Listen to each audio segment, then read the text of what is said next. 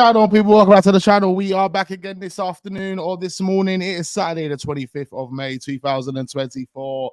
And yeah, it is the weekend. It is Saturday. There's no football today. Oh, there is football today, actually. There's the FA Cup final today. Hey, we're going to watch Man United get slapped up, blood, by Man City. It's obvious. It's obvious. It's inevitable. Fasten your seatbelts, guys. Make sure you hit the like button. We're going to be talking a lot of Arsenal stuff today. Gyökeres deal is off. Some disappointing stuff, man. I have to be honest. Some disappointing stuff. But we also have some interesting reports going around linking us with Tom, Dick, and Harry. So no Diddy stuff. So yeah, fasten your seatbelts. We're going to banner off Chelsea, of course. We've got a Chelsea fan that has got a diss track for Todd Boehly. Can you believe it? Oh, it's about to get vibes in the building. Diss tracks for the owners and that. That's crazy. We're going to react to that.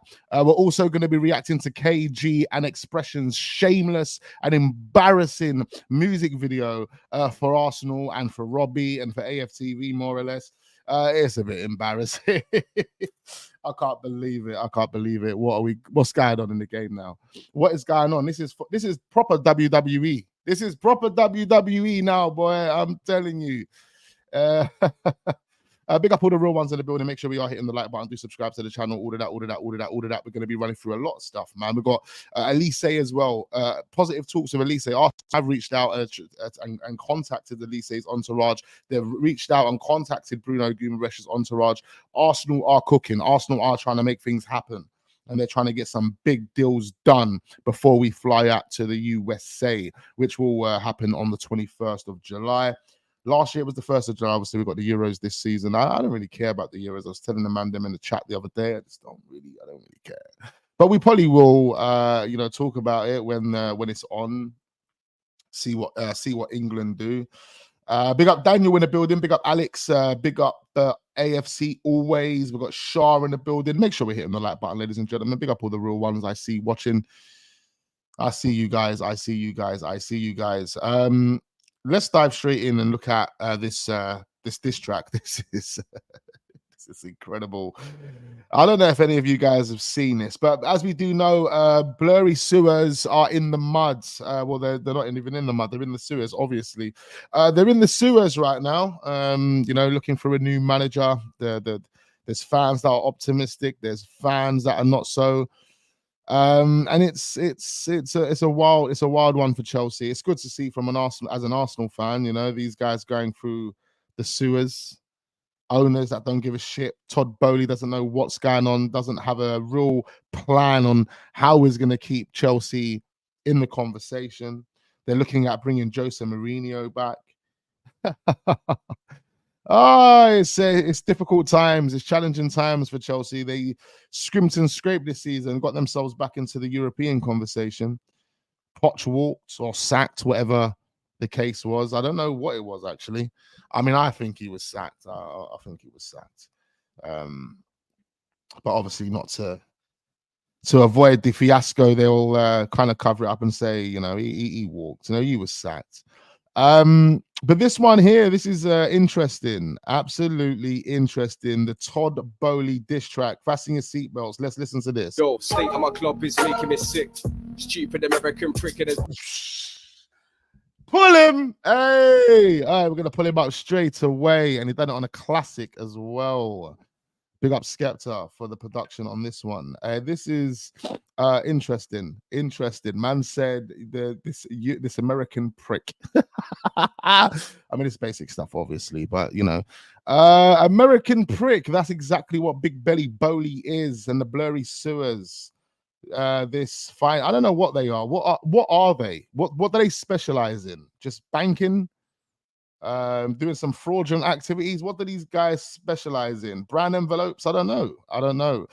You know what? I've got a video dropping this afternoon, ladies and gentlemen. I need you guys to check it out. I'm actually going to record it straight after this one. It's a very, very interesting video. Big up you for actually dropping it in the WhatsApp group. Some of the gang would have seen it, but I have to react to it because Man City, you dirty bastards. Anyway, I'll leave it for the video. You know what? These guys, Man City and Chelsea, are two clubs that have got it coming. Yeah, they've got it coming. I swear, Dan. And I hope the Premier League are not incompetent when it comes to, you know, getting this job done. Yeah, because these guys have been dirty. They've been cooking. They've been doing some disgusting stuff. Big Belly Boehly himself snitched on his own club. Big Belly Boehly snitched on his own club and actually thought he was going to get away with it. No. And I hope the Premier League make an example out of both of these. Yo, state of my club is making me sick. Stupid American cricketers board full of console trying to get rich. This ain't baseball, stop trying to pick kids up from. This ain't baseball, stop trying to pick guys. Yeah. Yo, Hey. just for a quick flip for the profit. Gyökeres slick at 16 years old. I beg you, quick figure turn Chelsea to a big pile of shit. Greedy, fat, clueless wanker. Hey, pull him up. Pull him up. Greedy, fat, clueless. Hey, and that fully describes Big Belly Boehly. Hey, guys, hit up the like button, man. It's time to banter off this billionaire or this blue £1 billion bottle job football club. Big up A in the building, big up Vikes in the building, big up Sean, big up Tobias, big up all the guys that are joining. Hit that like button. We are live on a Saturday morning, Saturday afternoon, depending on where you are watching from. Of course, we are global. We've got guys all over the world tuning into our content on a day-to-day basis, and we appreciate every single one of you. Make sure you tell a friend to tell a friend. We need to grow. We're on the road to 20,000 subscribers. Also, follow me on Instagram. Link can be found in the description as well. I'm getting active on Instagram. Haven't been for a very, very long time. Rarely post on Instagram, but now I'm going to get back on it, guys, because I've had a few followers. A few of the gang have followed me on there, so let's get active. Arsenal content, football content on the Insta, so make sure you follow. But man, like this Chelsea fan, I don't even know his name. He is sending shots at Big Belly Boehly right now. Big Belly Boehly is getting dissed. If you have missed it, we're pulling him up, blood, because he's sending. Yo, state of my club is making me sick. Stupid American cricketers board full of console trying to get rich. This ain't baseball, stop trying to pick kids up from young. Just for a quick. Kids up from young, just for a quick flip for a profit. You know them way there. Listen to what the guy's saying. Yeah, take him in. He knows. The guy, like these owners have only been there for what? Just over a year or something like that. 2 years. It's coming 2 years now, isn't it? And the fans already know what their owners are all about. Frauds. Flip for the profit, Gyökeres slick at 16 years old. I beg you, quick figure turn Chelsea to a big pile of shit. Greedy, fat, clueless wanker. Aimlessly drifting, Poch was the anchor. Now what's the answer? Consult your banker. Pick another clothes like Santa. Thanks for nothing. Potter, you fucked him. Lampard fucked him. Poch was disgusting. Golf and you stopped him. It's disgusting. Call me Abramovich, bro. I'm a Russian. Through the door, gets on the floor. Call me Abramovich, bro. I'm a Russian. I'm gonna Russian. Hey, I'm gonna Russian. Hey, listen, I got it. Listen, he went in. He's going in. Let me just pull him up for like 5 seconds. It's disgusting. Call me Abramovich, bro. I'm a Russian. Through the door, gets on the floor. One sec, you're brainless. Next, you're a corpse. Roman was forced to soak as a Putin. That's the case, and I give Todd Ward this dumb trying to run club because it's fun. Some people would die for the badge, and you just sunk us out to dry. Next time you fly over to London, no, it's on site. Jeez, the Big Belly Boehly diss track, ladies and gentlemen. These man are going in. He's actually flowing. Big up the legends of Renegade in the building. This is what I'm saying.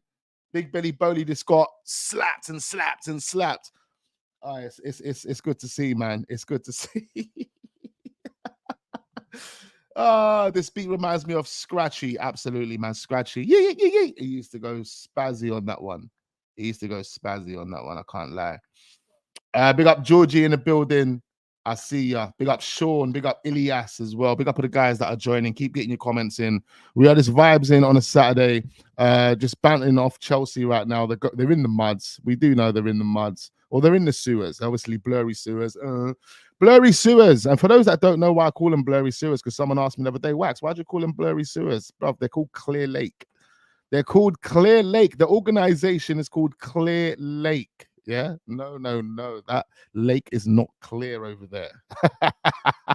That is blurry sewers. Okay. So now we know.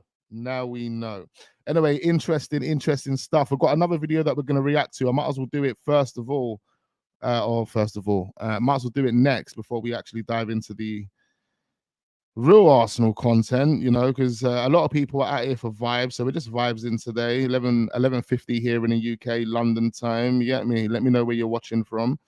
If you ain't watching in London, of course, or if you're watching in London, let me know where you're watching from. Be more specific. Let me know what East London, whereabouts are you in East London? All right, let's switch over, man. Let's switch over here. We've got Expressions and KG on some clown thing. Hopefully the audio didn't cut out. Is the audio still here? Is the audio still here? As Chrome sorted itself out, I think the audio's still here. I think Chrome has managed to sort itself out. Keep hitting that like button, ladies and gentlemen. Keep hitting that like button. Now, this is the clownish shit that a man could have done. This is, I know it's WWE now. It is straight up WWE. This isn't returning. The Americans have came into the game, and look, Big Belly Boehly, KSE, you know, the what's they called over at flipping Liverpool, like all of these dons. Yeah, they've brought over the American gang and the American styles, and now we're just treating everything like it's entertainment. WWE at its finest.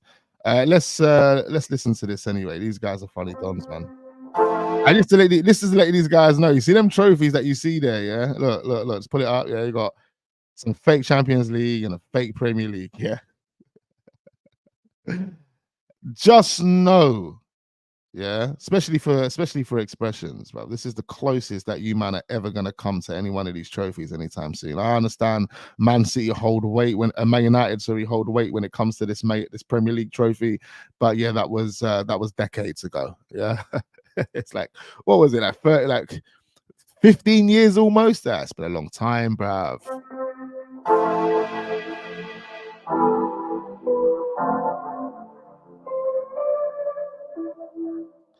Big up the Hackney gang in the building. You know, sometimes you got to talk to these Arsenal fans. You know what I'm saying? Arsenal lost. That's right. Lost. You know, you got to do that thing when you just laugh for no reason. Lost again. It's been 20 years. Believe. Ain't winning shit. You know what? I'm not gonna lie. There is one line that I do fucks with, though. There's one line that I do fucks with. I think it's the next line, yeah, that they send for Robbie. And you know, like them man were just just throwing away, cups, willy-nilly, just throwing away cups. Oh, no worries. We've got bigger fish to fry. We don't care about the FA Cup. We don't care about the Carabao Cup. The way that has come to this slap man 20 million times in his face is incredible. And that's the line that they use in this video. I'm pretty impressed with that. I can sing along to that one. Bigger fish to fry. Bigger fish to fry. Ain't winning shit. Ain't winning shit. Had it in your hands. Had it. Hey, these are funny. I can't lie though, man. This is clownish. This is shameless coming from Tottenham. Tottenham. I mean, it's shameless coming from Man United fans, man. These Man United fans have literally fallen off a cliff and are really just sitting in the mud to the point where they don't their history means nothing now. Like, you man are literally turned into the Tottenham of Manchester. That's what you man are. That's what Man United are now. Forget your history. Yeah, you might as well call that Sir Alex Ferguson United. Yeah. Now it's actually Man United. Yeah. This is the real Man United. And they are the Tottenham of Manchester. The moment that you actually want your football club, you want your rival, to win the Premier League over Arsenal, that is just the most pathetic take I've ever heard. You know, I know even people like Terry. You know, he's real. Yeah, big up Terry from the Football Terrace. Even he wouldn't even want that. Like, he would rather Arsenal. People are going to say in the chat, what do you mean, Wax? He supports Arsenal. Hey, listen. Even he wouldn't even want that. These men are proper shameless. Expressions, I can get over Expressions. I know Expressions is a comic. I know he's a funny don. Like, I can get over Expressions. Tottenham are never going to win anything. This is the closest that Tottenham are ever going to come to actually touching the Premier League. The closest. they're ever gonna come to touching the Premier League, blood. So listen, I don't mind expressions doing whatever he's doing. But when you see KG doing whatever he's doing, trust, this is embarrassing, yeah? KG. I know you're a comedian as well, KG the comedian, but listen, come on, man. You're Man United. These man should know a bit better than Tottenham fans. You know what I mean? You can kind of expect this from Tottenham. You can expect this from Tottenham. But Man United, man, come on, man. You man are proper just you're letting the big dons down. Like that's what you're doing. That's what you're doing right now. You're letting the big dons down, you know? And you're starting to prove that you're not a big don anymore. Yeah, you're not a big don anymore. Like the Tottenham curse followed Kane to Bayern Munich, and yeah, it's at Man United as well, mate. They've got some fraudulent shit going on over there. Let's pull these guys up. Like I said, this is the closest that Tottenham are to touching a trophy or touching the Premier League trophy. Pull them up. Yeah. Bigger fish to fry. Ain't winning shit. Ain't winning none. Had it in your hands. Still ain't winning shit. I wish Expressions would have said that, because it would we could have just turned back and said, bruv, you've never had it in your hands. No diddy ting. You've never had it in your hands. Like KJ, all right, cool. We could make an exception. Alex Ferguson United, obviously we get it, yeah? But now the title is gone. You know it's gone. You ain't winning shit. The audacity to actually do this, though, is crazy. You know the title is gone. You ain't winning shit. Fucking hell, like your clubs ain't in the same competition.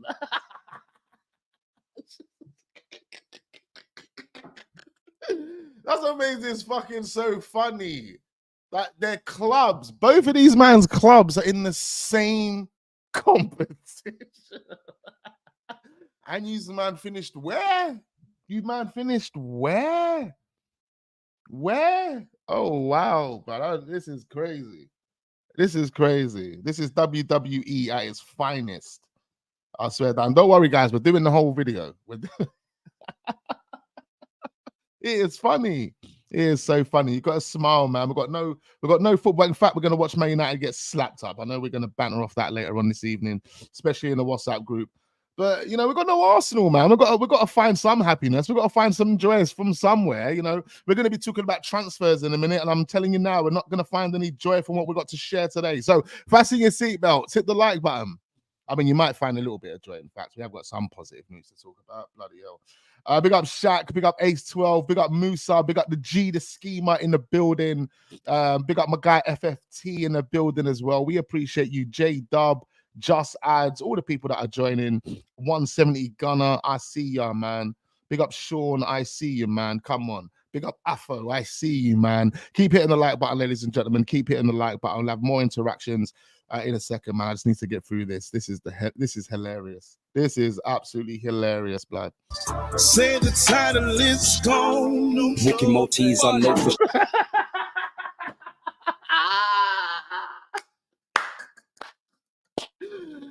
Yo, man straight went in and said, walking Malteser. He was not ramping. He was not ramping. Robbie was holding hot ones from the get-go, from the jump, straight away. Straight like Robbie's neck. I ain't playing. Expressions is the funniest. Hey, let's pull him up. Oh, my God. The way he just hopped in there straight at Robbie's neck. This walking Maltese.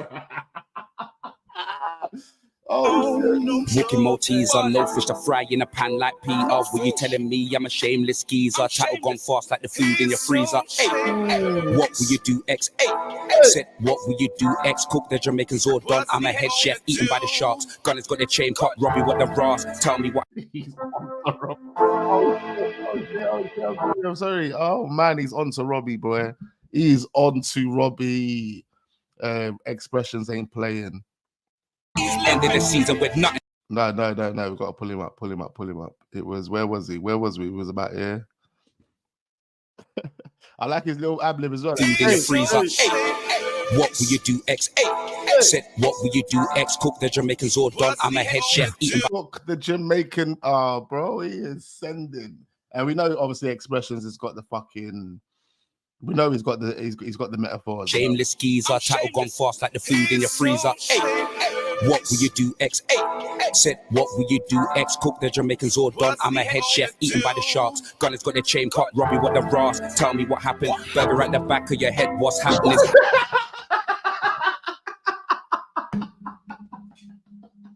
Hey, I swear to you, I haven't even taken in these lyrics. This is funny. Man said burger at the back of your head.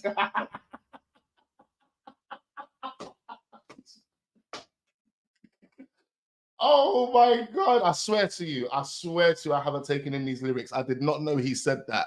Man just said burger at the back of your head.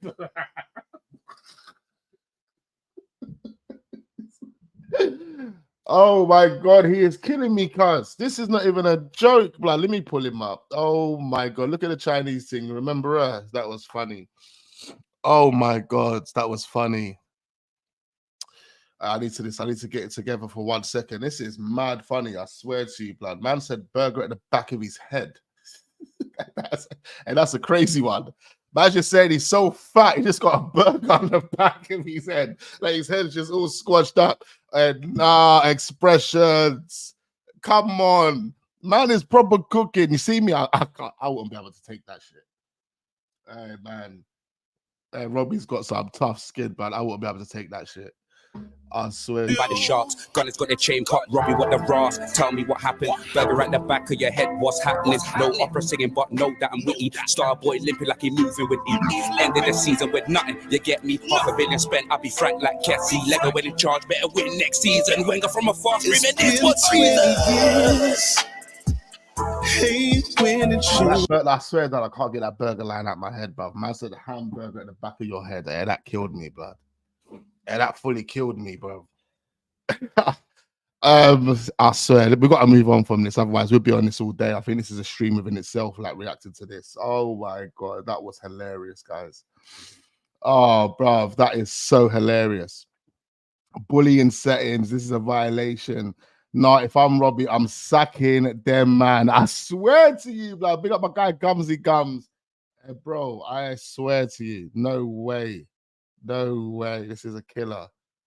KG thinks he is Jojo from Jodeci. These guys, I can't believe it. I can't believe it. They went to the studio, put this together. Proper entertainment, man. Proper entertainment. You got to take this shit seriously. I mean, you can't take this shit seriously. But you got to take it serious at the same time because it is serious. Like, it's serious. Man's actually went out of their way. Studio, video outside the stadium. Oh, come on. That is disgusting. That is incredible. Make sure we are hitting the like button, man. We're going to move on from this. Unless you guys want me to continue the rest of this. I think there's about 1 more minute. Comment down below right now. I'll give you 30 seconds. Do you want me to continue the rest of the video? Do you want me to continue the rest of this Expressions video before we move into some Arsenal news? Some real, actual news, blood. Flipping hell. I swear to you. Big up my guy P White in the building. Big up Early Boy. We got years. All right, cool. We got years. Man, then want the video finished. All right, cool. Let's finish this. Where is it? How long we got? We got more than a minute actually. Bigger fish to fry. Ain't winning shit. Had it in your hands, still ain't winning shit. Now the title is gone, you know it's gone, you ain't winning shit. It's gone. Say the title is gone. Swole Campbell, you know, can't believe it. Levi no roots, fam. Man called him Swole Campbell. Oh, he's the best, man. He said Swole Campbell, you know. Swole Campbell. I don't think I've heard that one, bro. This is big up the gang. They made me listen to the rest of this, and that killed me again. You know how much tears I've got in my eyes right now, bro? I feel like I've got hay fever. And I do have hay fever. I ain't playing up today, but the way the tears are affecting my eyes right now, I feel like it's a hay fever thing. It is mad. Nose is starting to run. The tears, they got nowhere to go. It wants to come out my nose, blood. Oh my God. Roots, fam. That Jamaicans all them walk. Pull it back, pull it back, pull it back. Levi. The title is gone. Swole Campbell, you know. Can't believe it. Levi, no roots, fam. That Jamaicans all them walking Maltese and Michael Clark Dunkin' Donuts. Robbie, this is James here from AFTV, and I'm not saying I'm Arteta out, but you've got to ask the question. Oh, Robbie, I've had enough. I won't celebrate Hurricane penalties, but I've had enough. I've had enough of all the Spurs. They bottled the league for us. Settle. What are you looking like, Mark Simpson? No trophy. What's going on? Hey, Stricto, why are you looking like Teddy Long, fam? Come on, bro. Green jacket. Looking like Spike Lee, fam. You're a disgrace. You're a cheat. We mustn't forget it's raining. Should You're a we blame the disgrace. You're a rain? cheat. We mustn't forget it's raining. We mustn't forget. Winter equinox. Oh, the Thai one's even funny as well, but I don't think I've got enough tears or enough liquid in my body to produce any more tears, blood. And that was crazy. Big up Expressions, big up KG, man. That was hilarious. Good vibes on a Saturday morning. Like proper shameless, proper embarrassing. But you have to applaud, man, to actually have the confidence and find the audacity to actually go out there and produce something for people like us to laugh at, I don't think I'll ever be able to do something like that. Never. It's just not in me, bro. Never. Obviously, I'm not a comedian, blood, but I don't think I'll ever do that, man. I'll just stick to the sitting on the stream and laughing at that shit. Big up John in the building now, but love and respect to you, John. Comment down below, man. Let me know how you're feeling about everything that we just watched so far, ladies and gentlemen. We have got some serious content that we are going to be running through, so don't go anywhere. We had the Big Belly Boehly diss track for anyone that joined us late. If you missed the Big Belly Boehly diss track, I swear down, you have to rewatch this stream from the very beginning. The Big Belly Boehly diss track. It's incredible. And then we had that. Like, imagine that. Like, oh man, I used to be a music artist as well. It makes me reminisce sometimes listening to these tunes. I swear to you. Cool. What we got going on anyway, man? What we got going on? So, where do we start? Where do we start actually? So yeah, let's do some non-Arsenal news just for a minute. Ten Hag was told a week before Arsenal fixture that he would be sacked at the end of the season. It does look like Ten Hag will be leaving. Fabrizio Romano understands that Alvaro Morata, and the reason I like this is because the moment I saw this, I had a feeling that Eddie was going to be onto it. You remember when we were being linked with Morata before? Do you remember when we were being linked with this fraud before? This guy is he's going to be sold for about 12 million pounds or some craziness like that. And something just said, oh, Edu, please don't try and get in contact with this guy. And the reason I say this is because Arsenal, according to the reports that are coming out, Arsenal are, this is disappointing to actually hear. We're not too sure how true this is. But according to reports that are coming out over the past couple of days, Arsenal are only looking to sign one marquee signing, and everyone else is going to be more or less bit part backups. And the word backups has been used by Charles Watts, Fabrizio Romano. And I'm like, what?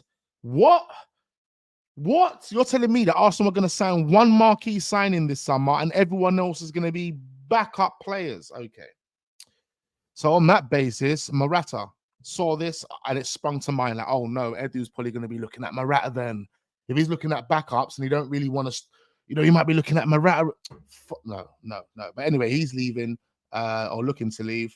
Bayern Munich board convinced Thomas Tuchel let the negotiations for his new contract in Bayern Munich collapse because he has already secured the job at Manchester United. I told you guys the other day, I believe Tuchel's going to go to Manchester United. I think it's a good proposition for him. The reason for that is because Man United is such a big club. If the owners are serious and they're really going to give Tuchel money and they're going to clean house and they're going to overhaul that squad, Tuchel and the manager that he is going to be able to convince a bag of dons to join that project. And I think Man United will bang. I think Man United will bang instantly. One of the great things about Man United is the amount of money that they generate. It's questionable that they haven't fixed their leaky roof. That leaky roof that they've got going on, that waterfall that they've got going on in their stadium. I'm so surprised that they haven't leaked that.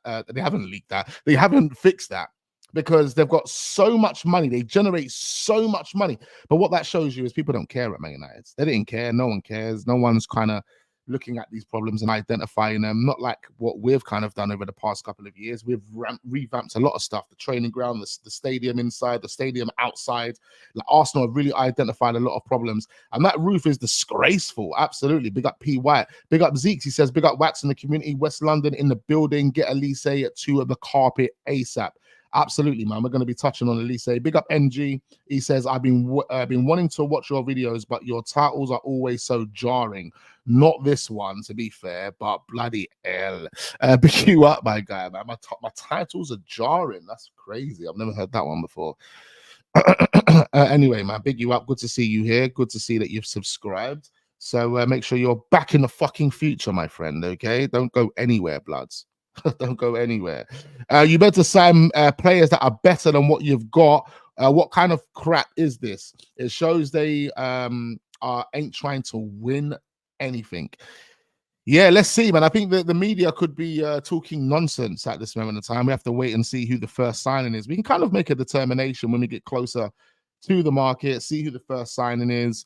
Then we can see how serious. Because I think, look, as a football club that want to be serious, you know, especially in the circumstance Arsenal find themselves in, the first signing that you want to make in that summer window is an instant statement signing. Instant. Like, oh my God, these men have just finished second in the league back to back.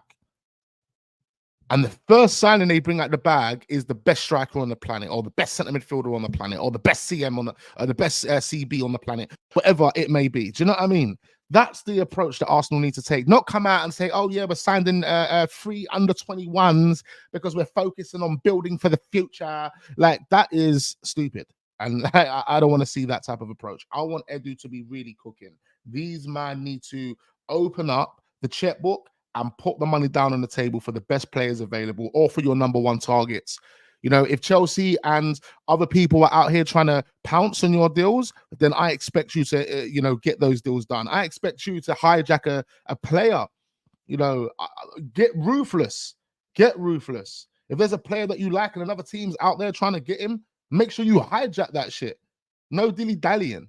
So, let's see what Edu can do. As for Manchester United and Bayern Munich, obviously Bayern Munich are looking at, Poch and looking at who else they're looking at. I mean, they've run out of options. Like, they've interviewed so many men over there at Bayern Munich, and they've been rejected by every single manager. Thomas Tuchel doesn't even want to be there. He understands what's going on at Bayern Munich, and he's not too keen on it. So yeah, Manchester United sacking Ten Hag, that looks inevitable at this moment in time. And Thomas Tuchel, according to Bayern Munich and people and the sources in Bayern Munich, they believe Thomas Tuchel forced the collapse of the negotiations because he wanted to go and join Manchester United. He knows that door is open for him to join. West Ham and Lopetegui transfer plans likely to be impacted by Lucas Paqueta situation. They're expected Lucas Paqueta to join Man City for £85 million. And now we do know Lucas Paqueta is in a massive, massive, massive situation whereby he could be banned. 10-year ban. Oh, wow. Lucas Paqueta.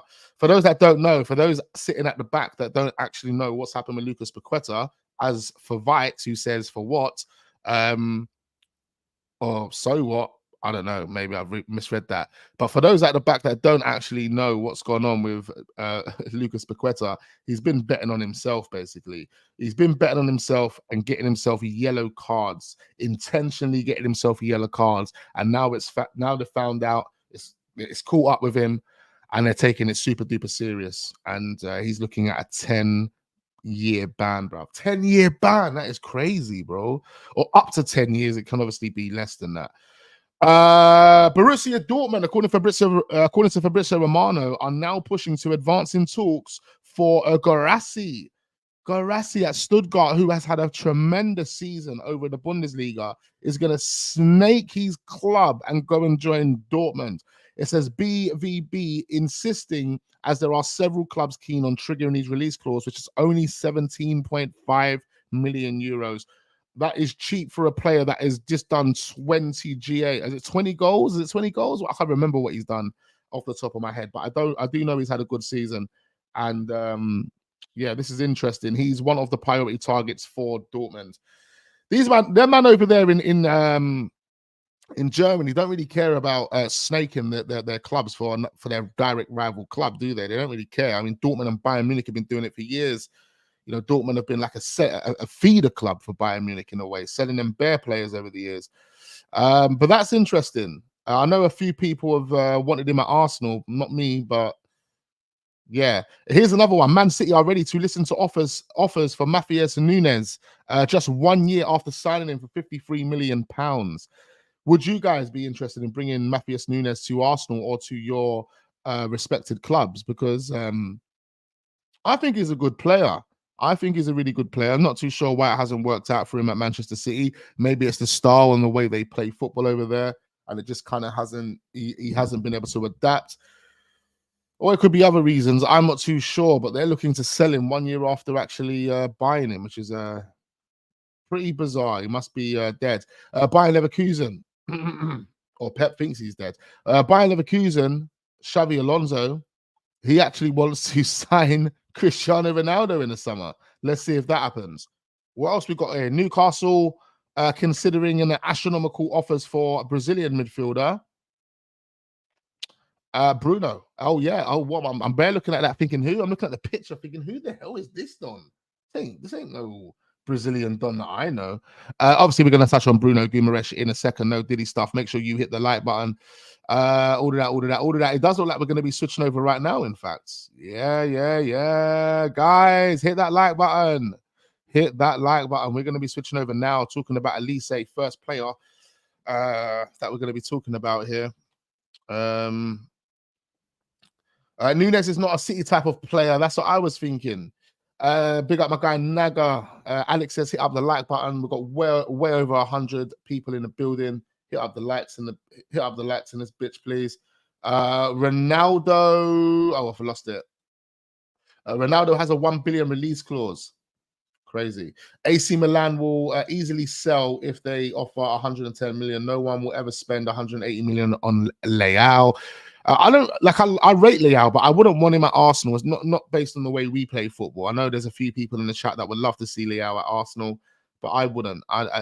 Look, it all depends on the manager. To be quite fair, I'm just basing it on how we play football right now. If we're happy to allow Leao just to be a player that just roams and does whatever he wants to do, and as long as we feed the ball and put the balls into positions where he can be influential, then so be it. You know, with players like him, you want to have what we do have. You want to have a Declan Rice with, you know, the potential new centre midfielder coming in, hopefully being on par with Declan Rice or even better with Saliba and Gabriel Magalhaes at the back. That defensive unit, as well as those fullbacks that we do have in Ben White and Tomiyasu and Ben White and Timber when he's fully fit, you know, that allows a player like Rafael Leao to have the freedom to play the way he wants to play. But now we're talking about the manager. You know, now we're talking about the manager. Does the manager want to allow that to happen? Does the manager want Leao to be here, free roaming, doing whatever he wants to do, you know, not tracking his runners, just jogging on a spot or walking on a spot, even worse? Like, does he want that? Is he going to allow that to happen? Because that's what you kind of get from Leao. But when you do give him the ball in dangerous positions, he will turn up and he will bag and he will put it on a plate for you, or he will take a man on. He will beat a man in a 1v1 and all of that. But there's more to it, and our system requires you to do so much more than just that. So yeah, it's interesting, isn't it? It's interesting. Big up my guy Tayeb in the building. Good to see you here, broski. Big up Paul as well.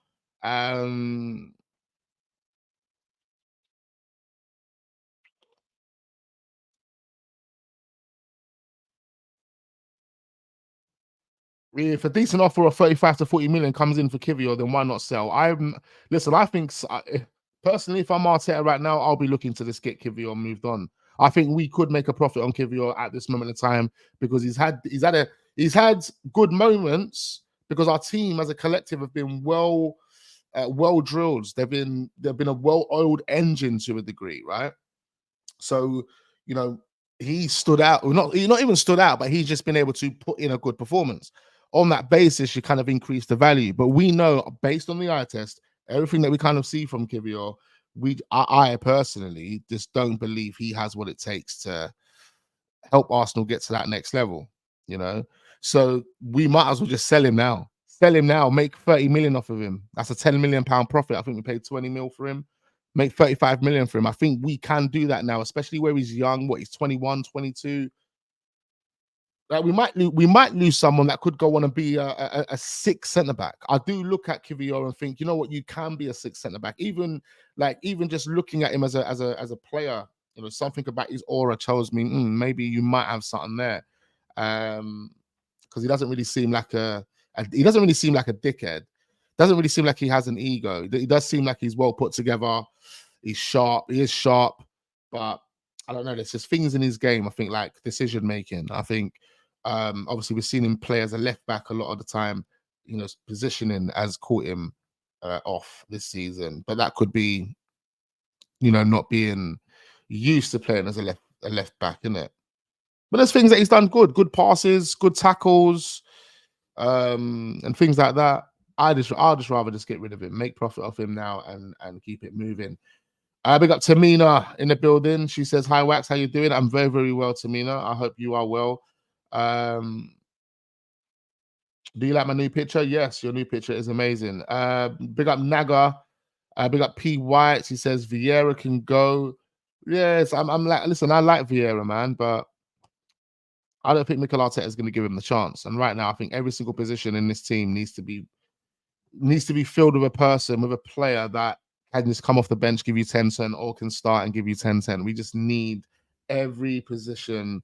Every single player just needs to be reliable. That's it. Every single player needs to be reliable. Kivior has done more than Vieira with the same opportunities. Selling Kivior is not a good idea. It hasn't been the same opportunities. Let's be real. Kivior has played consistently for Arsenal. Fabio Vieira hasn't played consistently. He's played 1-2 games, been dropped, had an injury, whatnot. So it hasn't been the same. Okay, hasn't been the same, bro. So everyone has got these biased opinions, blood. Like fucking hell. Fucking hell, mate. Martinelli, I feel like he is sinking under Arteta. Just my thoughts. He'll cook with a new manager like Klopp or Flick or Carlo. Yeah, it all depends, man. I think, you know, with a player like Gabriel Martinelli, I think he needs the treatment. He needs the Saka treatment. He needs to go to a team where they can actually treat him as the main man. Do you know what I mean? Because if you go to a team and treat Martinelli as the main man and kind of tailor your football to be more suited for Martinelli, I think Martinelli cooks. I think, you know, he does well. But unfortunately for him, he has to just use his own initiative to prove to us that he's that guy, because the football that we play is more tailored for Odegaard and Saka on that right-hand side. So Martinelli suffers, and we've seen it this season. He hasn't really had that much support. You know, since Xhaka's gone, it just hasn't been the same for him, you know. Hasn't been the same. Anyway. Keep hitting that like button. Keep hitting that like button. Where are we? So I'm not too sure what happened there, man. My thing just disappeared. This page doesn't exist. What happened? This page doesn't exist. They tried to take the page down. Is that what happened? It says here anyway, because I found it again, but this time it hasn't said it doesn't exist. It says here: Arsenal, Chelsea, Man United, Newcastle, and Liverpool want Michael Olise, with the Gunners and Man United set to have the edge, as the versatile attacker is keen on playing the Champions League football. How can Man United have the edge then? Because they're not going to be in Europe whatsoever. What the hell is this report talking about? Obviously, it comes from the Daily Mirror. There's another report suggesting that Arsenal have contacted Michael Olise's entourage over the past couple of days, weeks, whenever it has been, to see if they can get a deal done. I believe that Lokonga and Nuno Tavares have both been offered to Crystal Palace as well, according to some reports online as well. So Arsenal are trying to make some things happen here. Michael Olise would be a great player to come in and give Saka a run for his money. However, I don't think Arsenal are going to sign Michael Olise. I think he's going to go somewhere, or he's going to want to go somewhere whereby he's kind of guaranteed to be a first team player. He doesn't want to be coming off the bench. He doesn't want to be sitting on the bench. He wants to be one of the first names on the team sheet. Do you know what I mean? Michael Olise, a very, very good player. He stepped up this season, man. Him and Eze have carried Crystal Palace this season. They went through some dark times, remember? They went through some dark times under Hodgson, got themselves a new manager in is it Glasser? Is his name Glasser? I don't even know how to pronounce his name.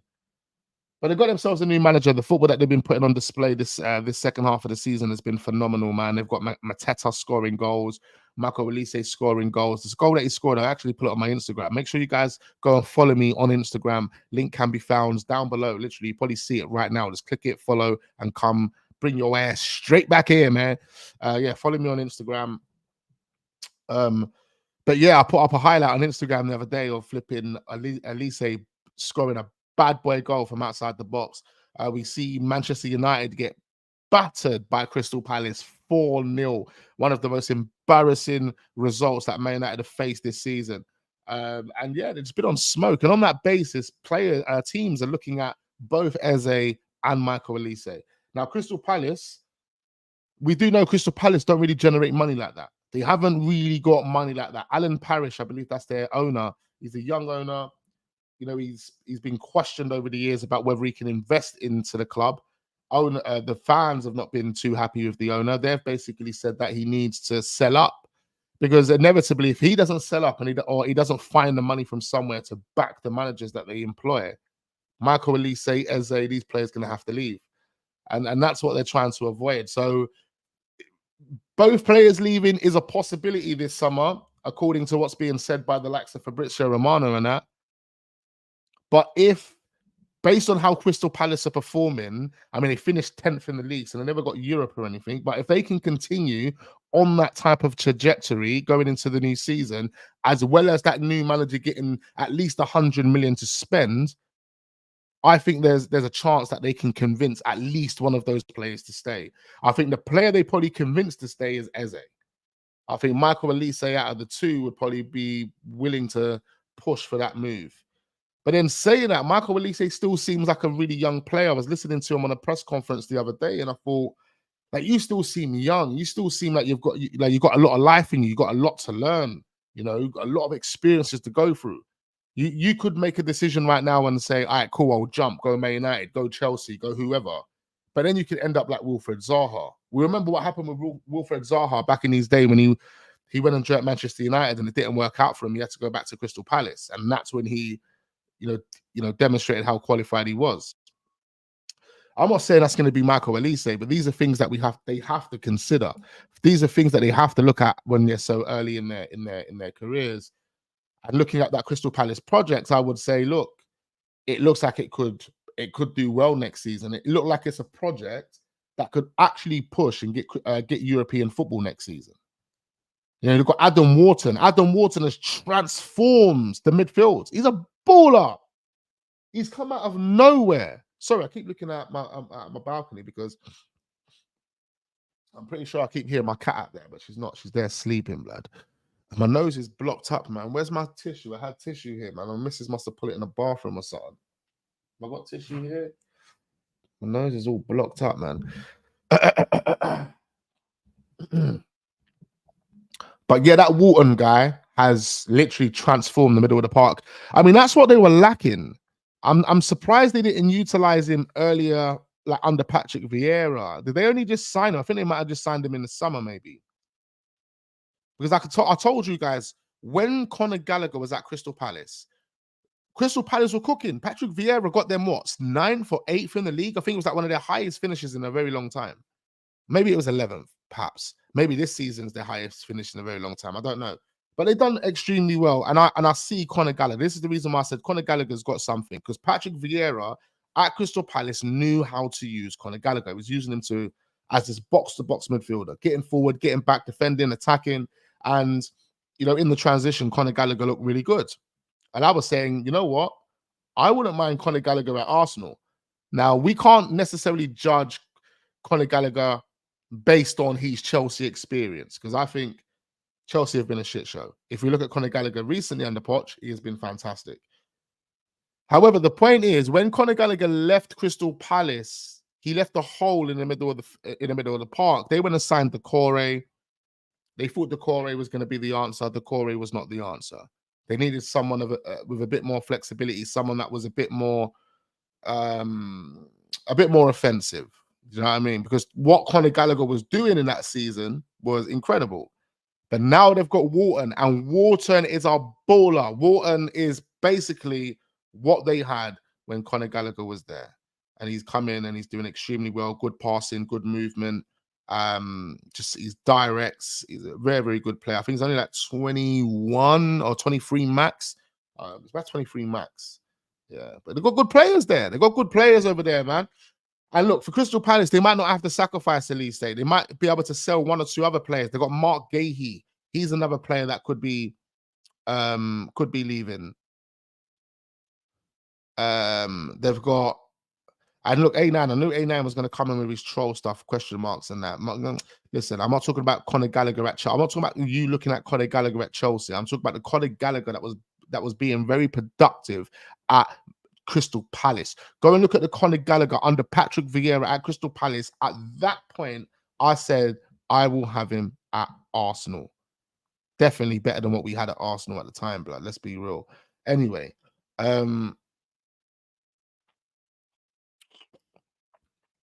yeah.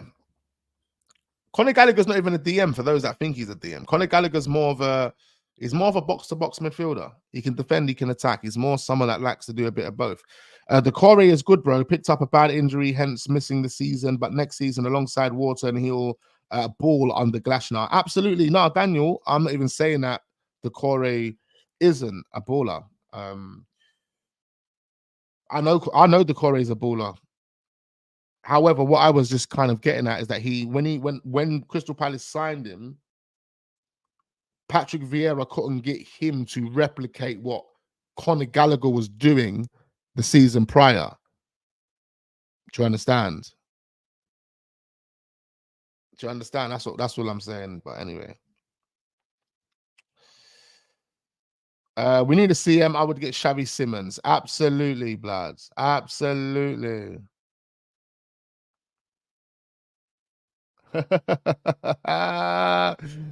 Oh man.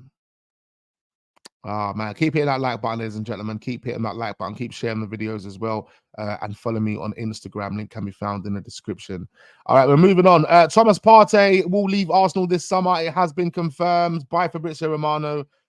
He will be leaving. Arsenal will be looking at another midfielder.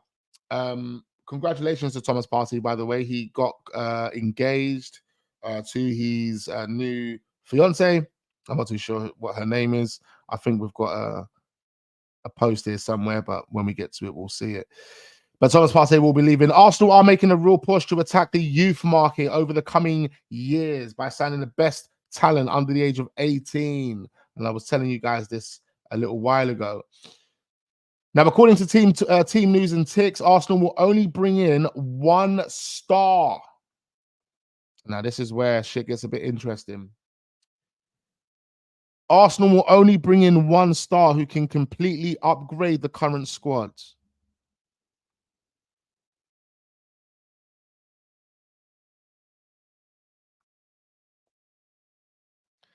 Bruv, I hope this is cap.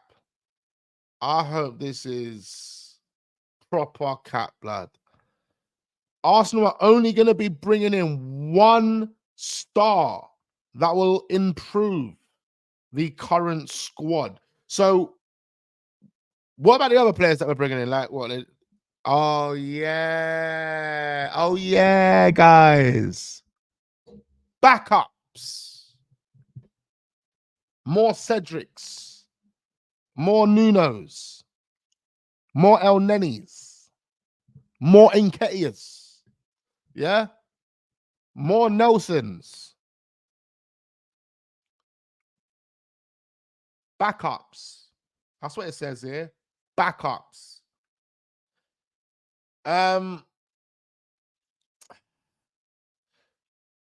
So Arsenal only want to complete 1 star this summer, and that 1 star will be the upgrade for the squad. The rest will help to balance the quality between Arsenal's reserves and first team. Backup dancers. We're bringing in backup dancers, ladies and gentlemen. Backup dancers are coming to the carpet, according to these fraudulent dons online. Yeah, we're going to take it seriously right now. The star rookie will be a player in midfield, a 6 or an 8, alongside Martin Odegaard and Declan Rice. So the main star player that we are signing is going to be a 6 or an 8 to partner Declan Rice and Martin Odegaard. Hence why we've been looking at maybe João Gomez.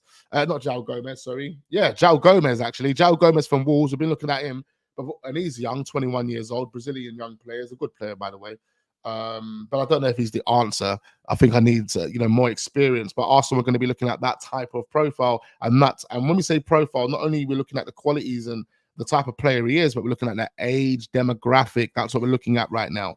Young Don. We're looking at another one, João Nunes. Bear Jows, looking at Bear Portuguese speaking Dons. We know Edu is the guy that's driving the transfer negotiation, so don't be surprised. Don't be surprised, blood. Yeah. These are the players that we're looking at. Another one, Martin Zubimendi. Obviously, he's not Portuguese speaking. He might speak Portuguese, but he's Spanish. Mikel Arteta's boy. It's Mikel Arteta's boy. This means that Thomas Partey is no longer guaranteed a position in the main lineup, and with the salary he is receiving, the possibility of Partey leaving at Arsenal is relatively high, as I've just already said. In addition, there is no number 9. No, hold on. There is no, yep, I read it correctly. In addition, there is no number 9 in the transfer market capable of delodging Kai Havertz. Oh, you're killing me. Pew. Pew, pew, pew, pew. Oh my God, these men are killing me, blood. These men are killing me. You know what? João Neves, I called him Nunes. Look at me, I'm a flipping fraud. João Neves is a baller, blood. I was actually watching him for Benfica a little while ago. He is a baller. Whoever just mentioned that he reminds them of Iniesta 110%. He's got it. But just as I'm done, shoot us now, pow! Because what did we just hear? We just heard. Let me repeat this paragraph for the people at the back that didn't hear this clearly. In addition, Arsenal believe there is no number 9 in the transfer market capable of delodging. For those that don't understand what delodging is, replacing more or less Kai Havertz. Therefore, if Arsenal adds to the attack, these will have to be players who accept to become backup factors to Mr. Kai Havertz and Bukayo Saka. So that kind of shows you we are looking for a versatile type striker, someone that maybe can play as a number 9, but also can play as a right wing if they're mentioning Bukayo Saka. And maybe we've got Jesus there, regardless of Bukayo Saka. That just told us that Arsenal are looking at a striker as a backup to Kai Havertz, which means that Kai Havertz will be the main number 9. What are we doing? What are we doing? What are we doing, bro? What are we doing, bro? I really don't know. I don't know what to tell you, man. One thing I do need to tell you is I need to put my fucking phone on charge because it's gonna cut out. Bear me for 1 sec. Keep hitting that like button, bro. Keep hitting that like button. Where's my charger? Oh shit. Where's my charger, bro? Where's my charger, bro?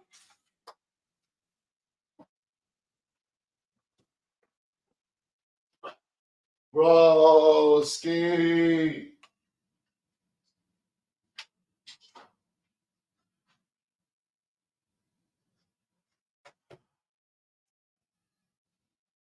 Listen, Listen. Bruv, it's not looking good, ladies and gentlemen. It's not looking good, man. We ain't spending 100 million on a striker with Havertz's form, which is criminal. Listen, we're not buying a big striker, but Gyökeres is done. Gyökeres is done. For anyone that is asking, Gyökeres is done. He is the deal is off the table. Arsenal will not be pursuing Victor Gyökeres. If they don't sign a striker, I'll protest outside the Emirates. I'm going to organize it with Turkish. Big up Mish. Yeah? Mish mash. We're going to be there with a mish and a mash. Yeah, we're there, fam. We're there. Listen, look, man. Oh, like I said to you guys, this is the summer where we are able to determine if these owners are fucking serious or not. And based on what we're reading right here, these owners aren't serious. I'm sure. Is this Mikel Arteta then? Are you telling me it's Mikel Arteta? Are you telling me it's Mikel Arteta? Is this Mikel Arteta, bruv? Is Mikel Arteta deciding that, oh no, I don't want to dislodge Kai Havertz. I want to sign Benjamin Sesko and Ben, just to let you know, you're going to be on the bench, you're a backup, and we're going to work with you, and hopefully we'll build you up. And by the time you're 24, 25, no, bro. No. Please. Oh, man, I'm fuming. I'm fuming. Why no Victor Gyökeres? Make it make sense, my guy. This is what I'm saying, Alex. This is what I'm saying. It doesn't make any sense. And just like Naga was saying, Arsenal always find a way to torture us, blood. Look, we don't know if this is gospel at this moment in time. We fully don't know. But it's most likely to be the case. I swear to you. We've got more stuff. Let's move on from this before we get flipping depression. Yeah. Before we get depression. No, actually, it's about to get more depressing. So let's move on. Arsenal said up until now, the Gunners have completely cooled their interest in sporting striker Victor Gyökeres. The Swedish striker is no longer a viable option for the team. He is still not ruled out that Arsenal will not add a backup striker, but the priority at this time will be to upgrade the midfield in the summer transfer window. Now, I knew that Arsenal were going to do that. That was going to be more of the focus for Arsenal.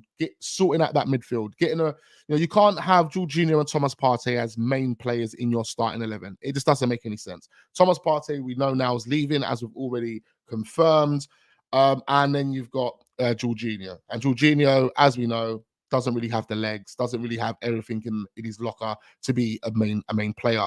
So we need to identify a real CM to come in and be a long-term partner for Declan Rice. But then I also thought at the same time we were also going to go gun-ho in that striker position. And what's happened now? What's happened? What we've done, what we've basically done, and we've done the same thing last year, and we've done the same thing again to ourselves this year, is we've looked at the data. We've looked at the data. And because we've been able to find a way to score goals this season, ladies and gentlemen, because we found a way to score goals last season, ladies and gentlemen, we convinced ourselves that we don't need a striker. We're convincing ourselves. That's what we've done. We've sat at the table in the boardroom. Arteta, Garlic, Edu, Lewis, Vinay, they've all sat there around that table. They've looked at the data. They've congratulated Arteta for producing 88 goals or however many goals you've produced. And then you've said, on that basis, we don't necessarily need to go gun-ho on a striker. Now, listen, guys, let's be real, man. If they were doing a fucking eye test, they would know we need a striker. And they clearly are doing the eye test. They watch the game every day, week in, week out. They're there picking the teams, chatting with these dons. And you're telling me we don't need a striker? Oh, my God, please. Oh, my God, please. This is...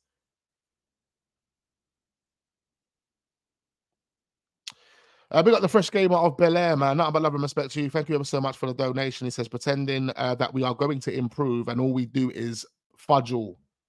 Oh, that's a good word to use instead of effle. Fudgel. Rinse and repeat, fam. Rinse and repeat.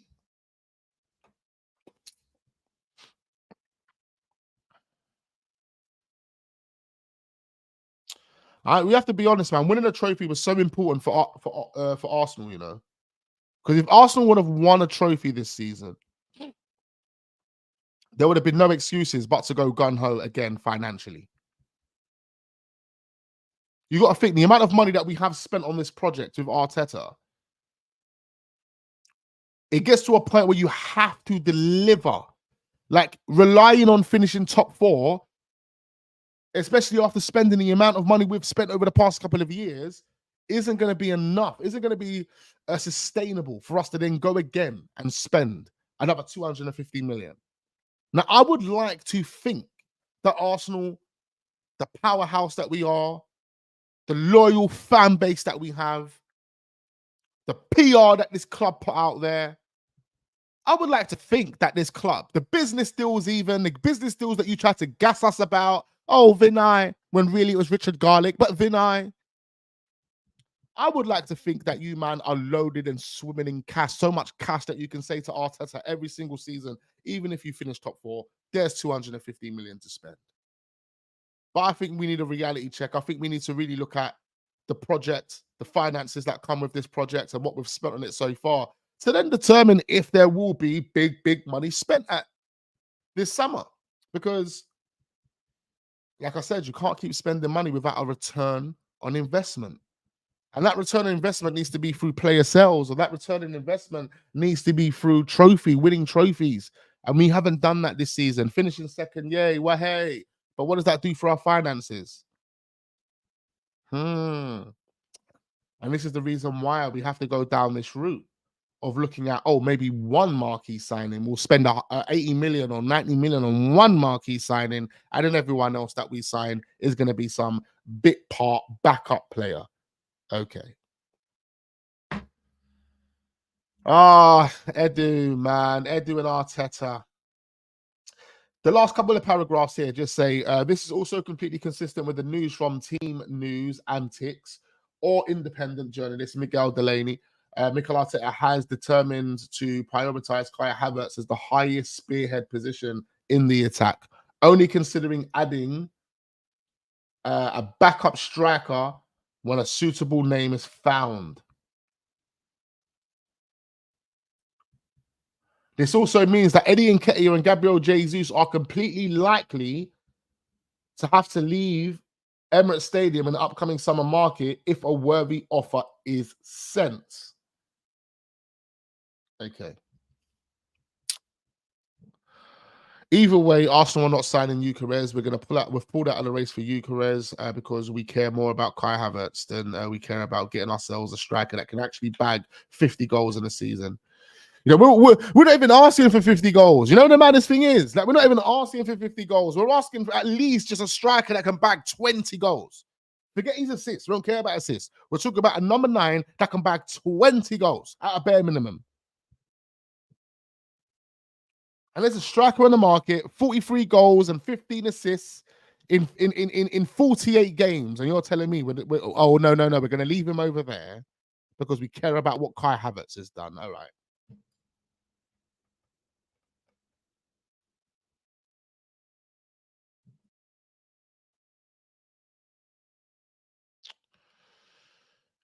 Guys,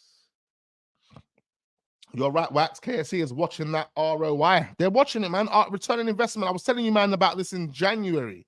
Remember, go back to the streams that we were doing in January. I was telling you, man, I was ranting and I was raving, letting you, man, know the reason why Arsenal not spending no money in that January window. You know? Remember, we spent no money in the January window, blood. No money. So we automatically assumed that we're not going to spend any money in the January window because they're going to save all that money for the summer. What? They're going to save all that money for the summer? Is that what they're going to do? No. Let's not be fools now. If anyone understands how business works, then they'll understand that with the amount of money that this manager has spent on this project with no ROI, it's not even like you bought me a player. It's not even like you bought me a player from a football club and then sold that player for 10 times the amount of money or 2 times or 3 times the amount of money we paid for him. You haven't even done that for me.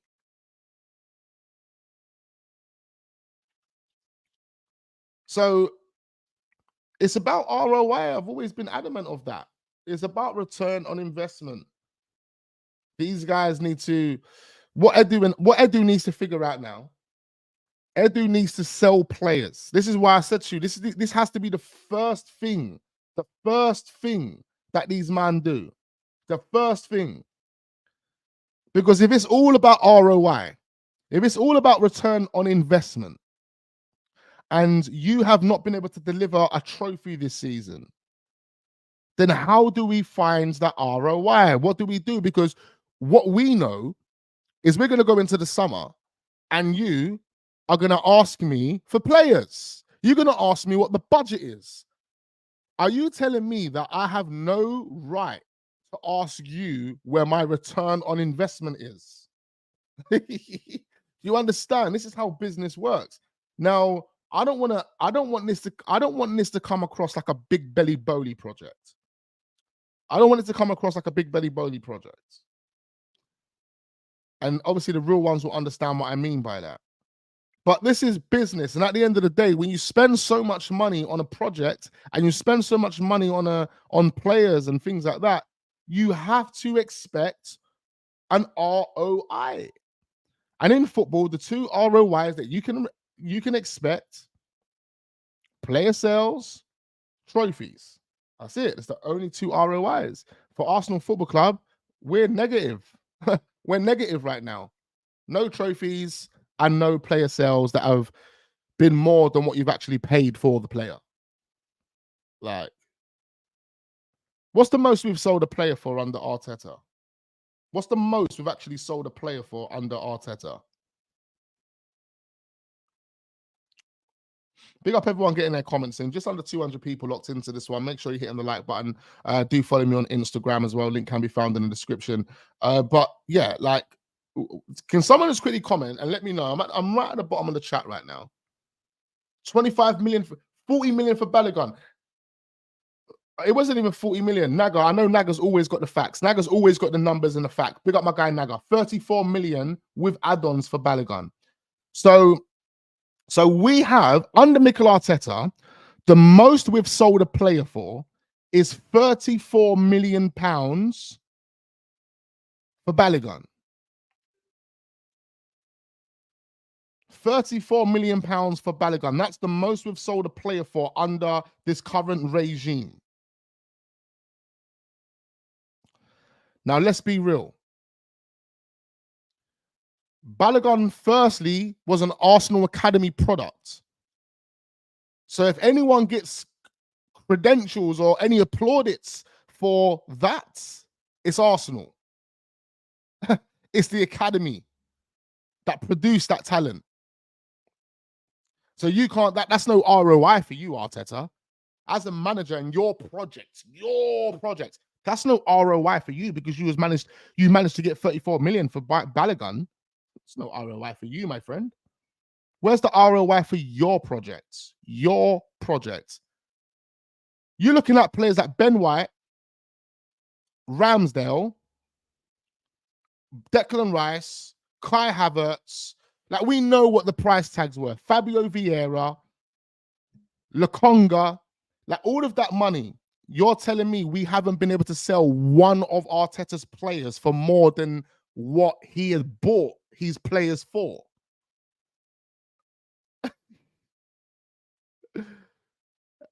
Are you telling me that we haven't been able to sell one of his players for more than we bought one of his players for? Do you understand now? This is how business works. As an owner, I am not willing to dish out money willy-nilly if you can't prove that you guys are competent enough. Do you understand? And this could be detrimental. I was saying in January, it could be detrimental for our summer. You have to think, another thing you have to bear in mind, due to the incompetence that we've decided to put ourselves through. One, we're signing David Raya. We're signing David Raya on a permanent deal. Now, the reason why I'm going to say that's incompetent is because Emi Martinez and Leno were better than both Ramsdale and David Raya. So that process you've took us through, that goalkeeping process, it was all for nothing. And now we're going into your fifth season, your fifth full season, and you're going to be buying yet again another goalkeeper. In fact, we're going to be buying 2 goalkeepers this summer. 2. Because not only will we be signing David Raya on a permanent deal, but we'll also be signing a backup to David Raya. So that, like, what the hell?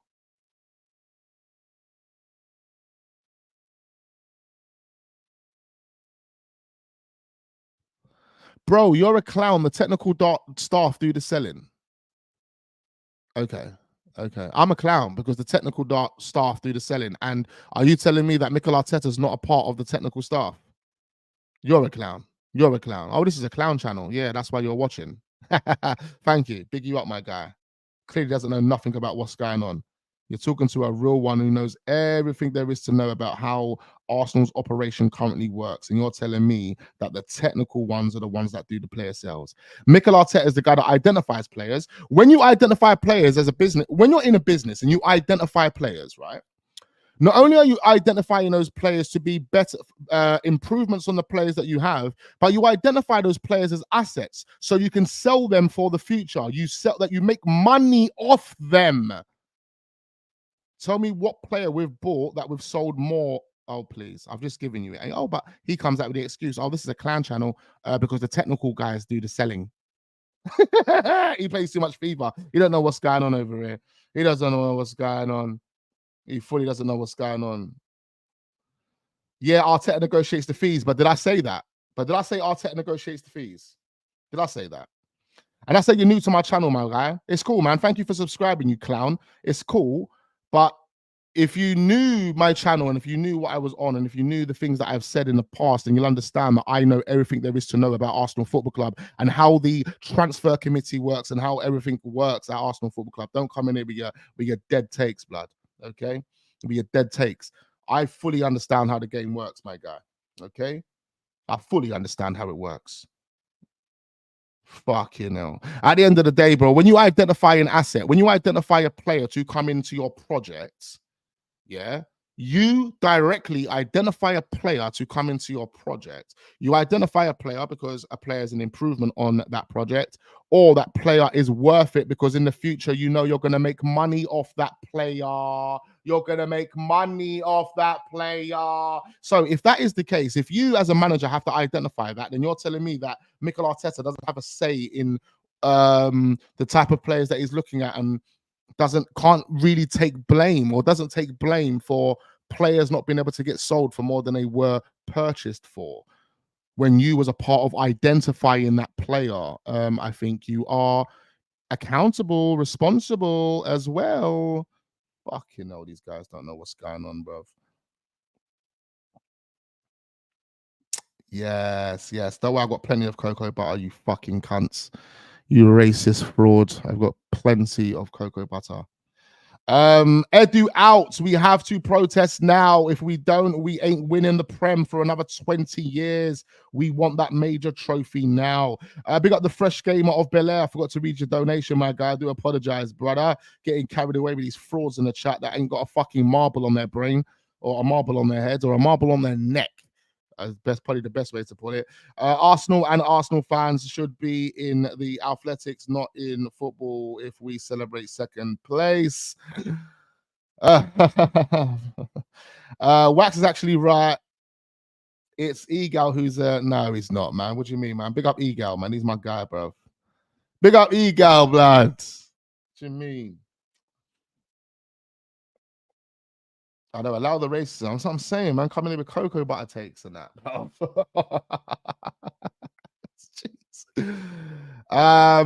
Watch us go and get Wax. Watch us go and get Sesko. Sesko is going to be the priority, man. He's going to be the priority for Arsenal Football Club.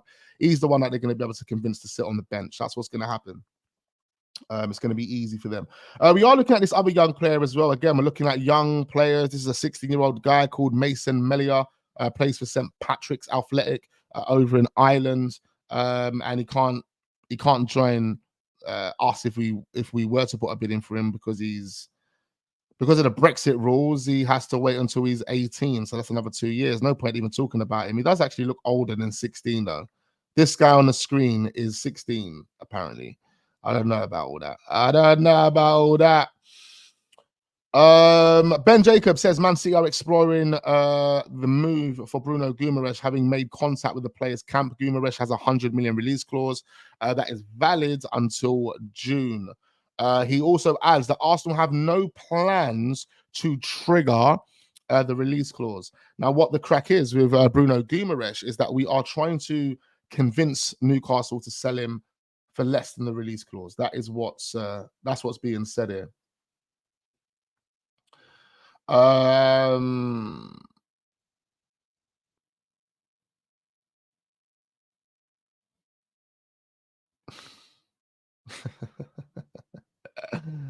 Oh, big up the gang, man. Big up the gang. Make sure we're hitting the like button, man. Make sure we're hitting the like button.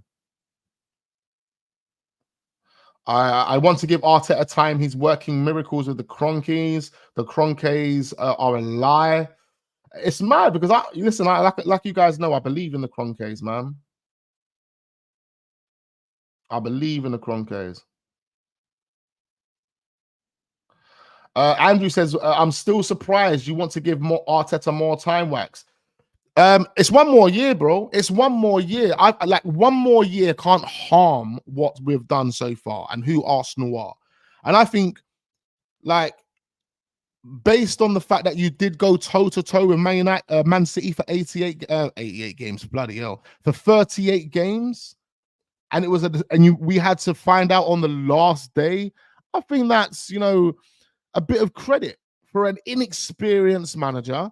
Listen, remember, guys, Andrew, yeah, big you up now. I know you're a real one and you've been on the channel for a very long time. You're always on the channel on a day-to-day basis. But listen, you have to remember, guys, and I want all the real ones in the chat to remember. The focus is Arsenal Football Club. The focus is Arsenal Football Club. We understand where Arsenal have come from and where Arsenal have been. We understand the context. The real ones on the channel know I've taken you through the journey from 2007 all the way up until Stan Kroenke become full owners. I give you the background between Arsene Wenger and what was going on behind the scenes. I give you the understanding of Usmanov and KSE and the conflict that they were going through. Arsenal having to sell all of their top players. We know what we had to go through, right? However, as fans, we knew who Arsenal were and we knew what Arsenal should stand for, and we still had those expectations and we still had those demands. But at a point in time, you had to be realistic. And after that Unai Emery era, or whilst we were going through that Unai Emery period where we were getting brown envelopes by Raul Sanelli, we've got COVID that shut us down. We've got all these different situations that have come into play. We had to say to ourselves, you know what?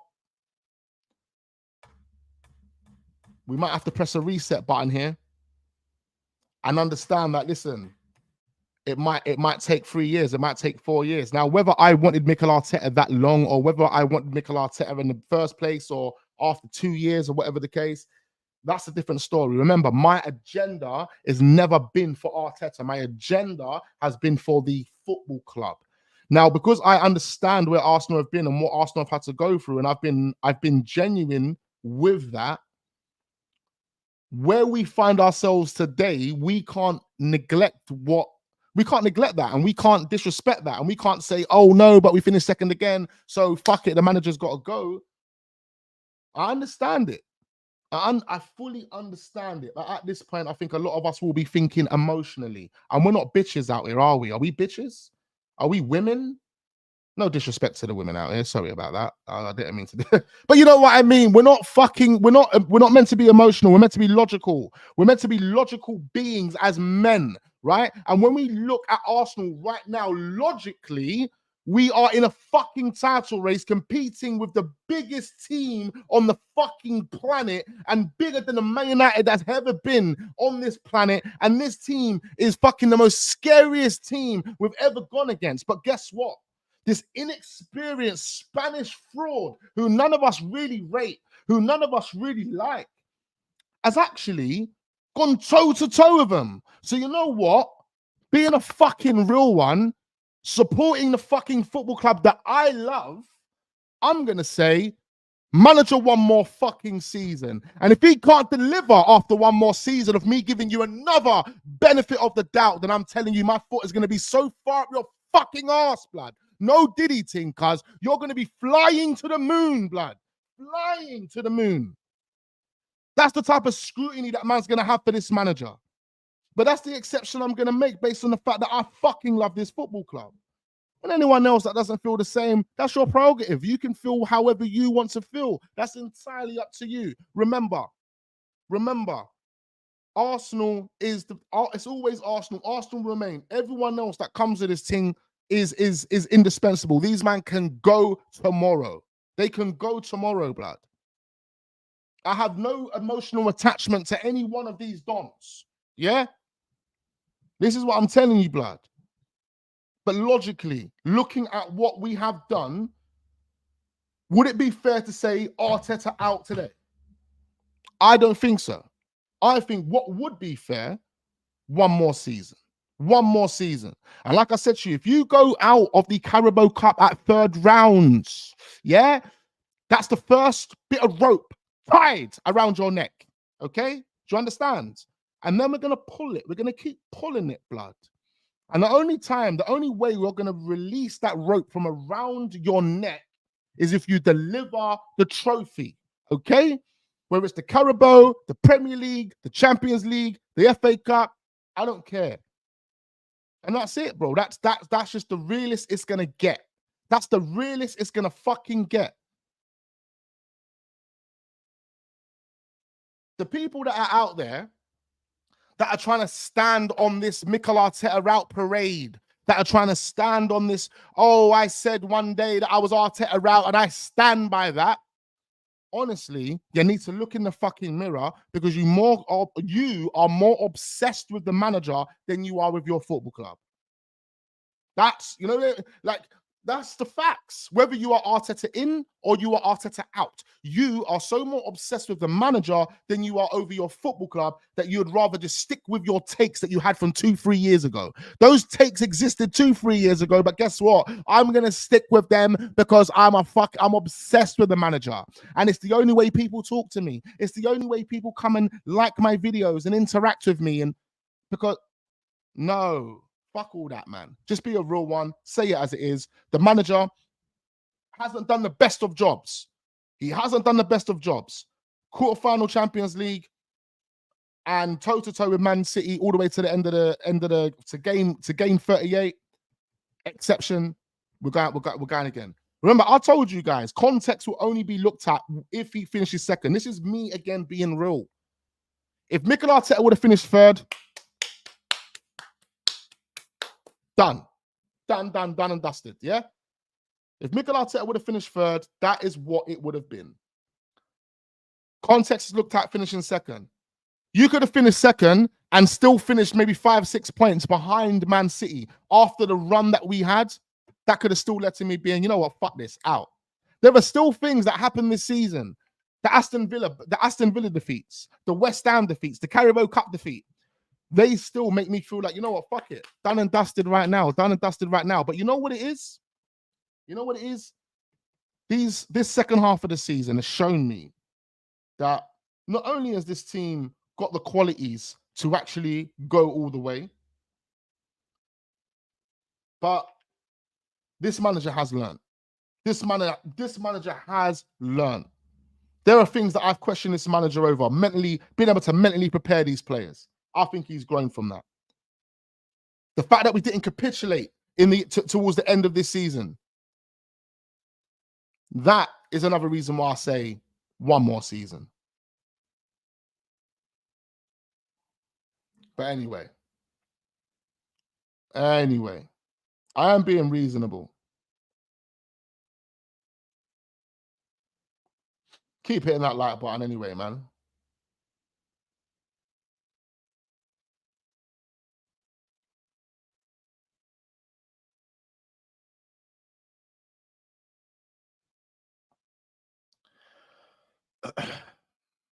Bruno Guimarães, Ramsdale direct swap.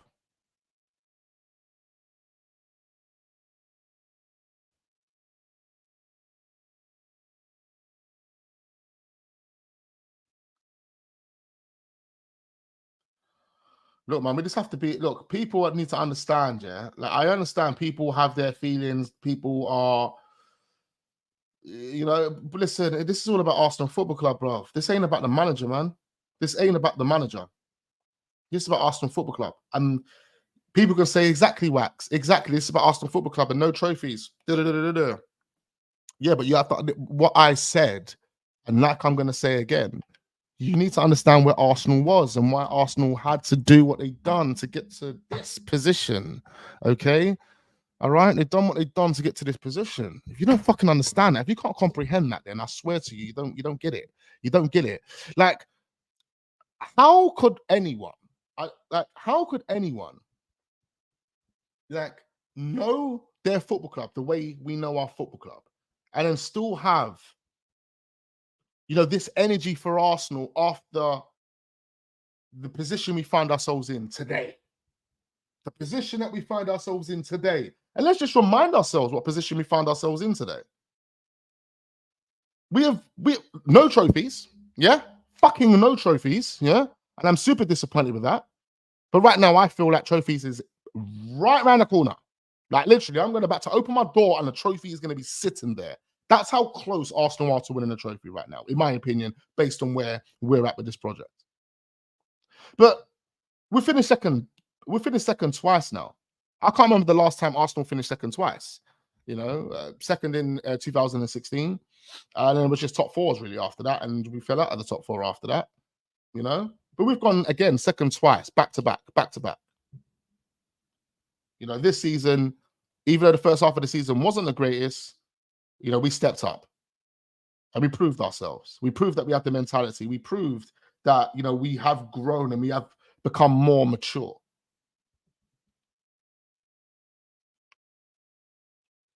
But, on that basis, how can anyone not say, all right, you know what? We actually are in a good place. Give this manager one more season, to be fair, because this is the football club I love. I'll be fair. One more season. Let's see if you can make it happen, lads. Let's see if you can make it happen. And another reason why you have to say that as well, or don't have to say that, but another reason why you would lean towards saying that and agreeing with that is because the manager that we've employed is an inexperienced manager. Inexperienced, bro. Inexperienced. And you're telling me this inexperienced manager, even though he's gone through a rocky road and he's lied to us and he's done whatever he's done in his first 2 years, ripped up a squad, done whatever he's done, had to learn on a job, chucks away a few players that we thought were good enough or whatever the case may have been, this inexperienced manager has actually gone toe-to-toe with Man City, blood, to game week 38. To game week 38. You can't just say, if you were Bayern Munich, I'll understand. But we're not Bayern Munich right now.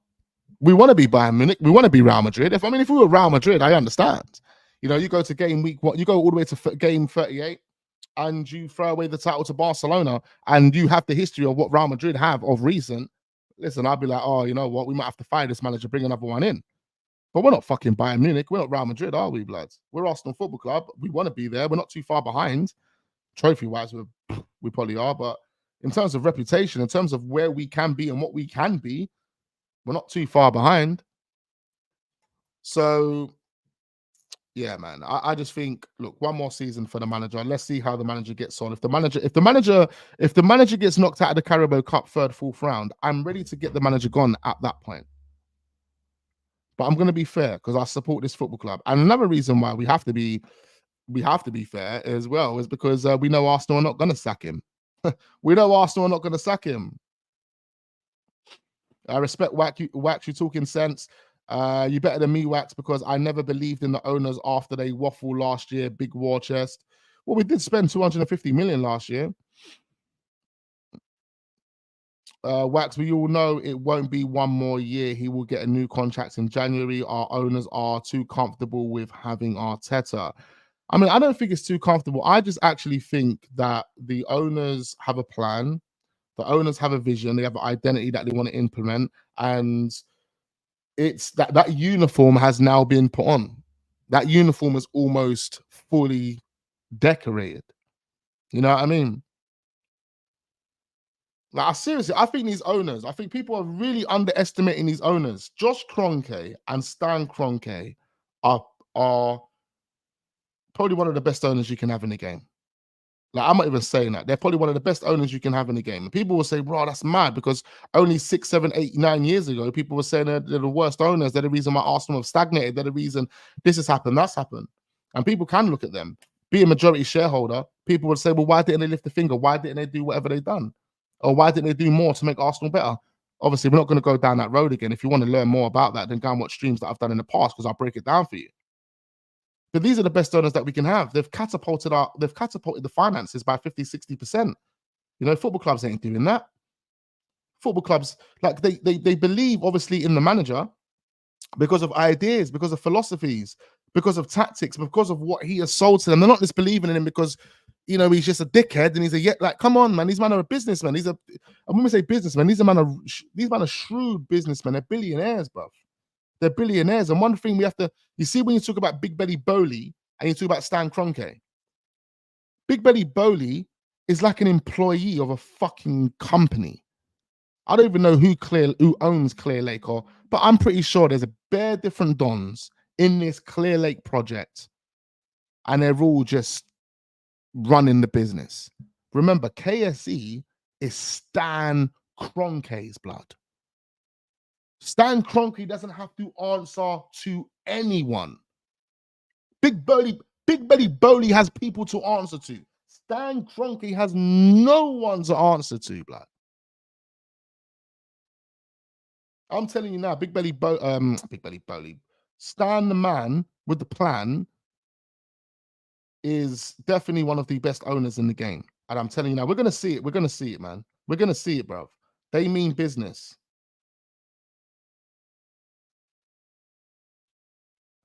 The mistake the club made was getting a novice manager in the first place. I agree with that, Andrew. I agree with that. You know, like, you see people that are Arteta out. See that people that I don't like the manager. I agree with bare of their points, because those points resonate with me. Those points, I felt those points. I felt that way.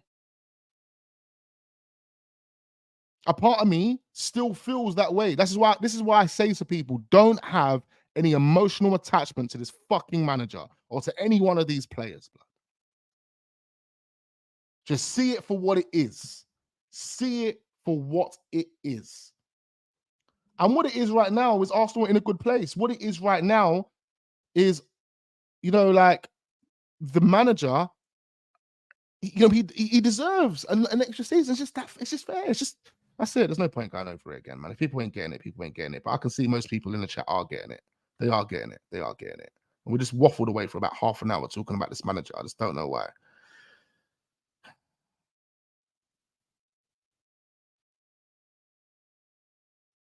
Any more news before we wrap this up? This is what I'm saying. Pick up Alex, man. Anyone else? I'm just sitting there waffling away, bro.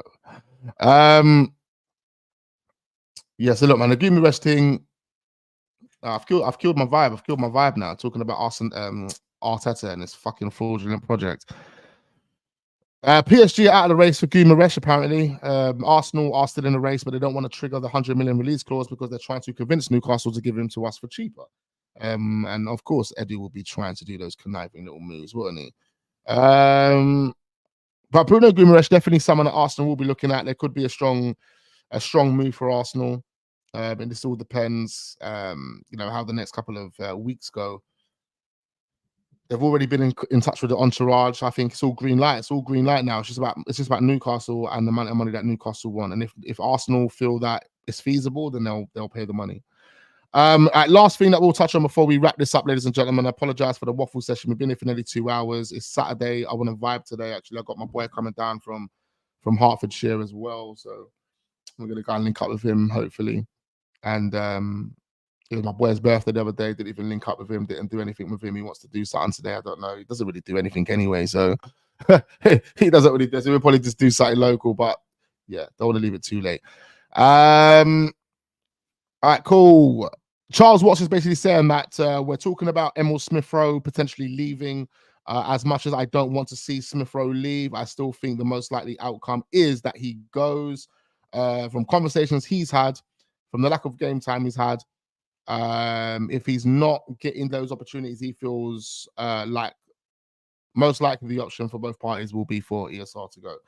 So yeah, man, there's going to be a clear out, man, a big massive clear out for Arsenal Football Club. A number of players are going to be going, and I think that's the first job. That's what Arsenal need to do, effective immediately. Do it straight away, no delaying. Get players out the door.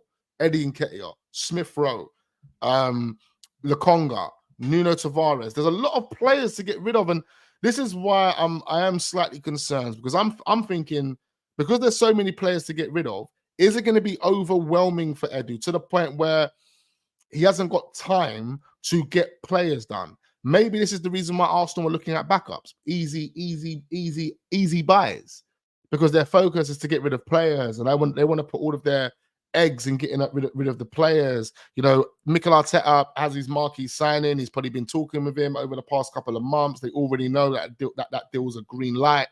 They're just going to put the money down on the table.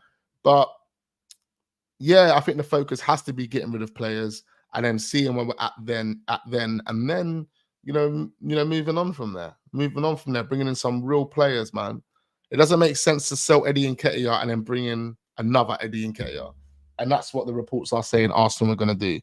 I'm going to read 5 more comments and I'm going to wrap this up, ladies and gentlemen. Big up all the real ones. Hit that like button before you leave. Do subscribe to this channel if you are new. Turn your notification bells on so you don't miss out on future streams and videos. I will have another video dropping later on this afternoon. I'm going to record it literally straight after this. And